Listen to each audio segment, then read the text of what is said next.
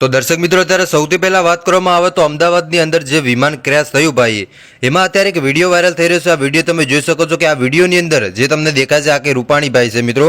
રૂપાણી, જે બિલકુલ આપણા રૂપાણી સાહેબ કે જે ઓલરેડી સીએમ રહી ચૂક્યા હતા, એ રૂપાણી સાહેબ છે.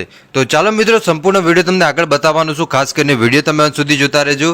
અત્યારે વાત કરવામાં આવે તો તમને ખબર હશે કે 12 તારીખના દિવસે જે અમદાવાદની અંદર પ્લેન ક્રેશ થયું, જે દુર્ઘટના ઘટી, જેમાં લગભગ 200થી પણ વધારે લોકોના જીવ ગયા હતા.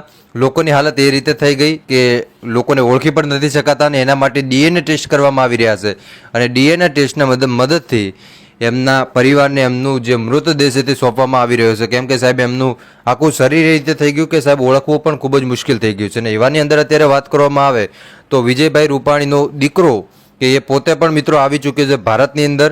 જે બિલકુલ વિજયભાઈ રૂપાણીનો છોકરો પણ આવી ચૂક્યો છે મિત્રો. એમના ધર્મપત્ની ગઈકાલે આવ્યા હતા અમદાવાદ એરપોર્ટ અને ત્યાર પછી મિત્રો એમને રડી પડ્યા વિજયભાઈ રૂપાણીને જોઈને. કેમ કે સાહેબ તમે વિચારો કે આટલું બધું દુઃખ થાય મિત્રો, તો કોને દુઃખ ન થાય? આટલી મોટી દુર્ઘટના ઘટે તો તમારું શું કહેવું છે કોમેન્ટ કરીને જરૂર બતાવજો. મળીશું આપણે નવા વિડીયોમાં. ત્યાં સુધી બધાને જય માતાજી, જય દ્વારકાધીશ.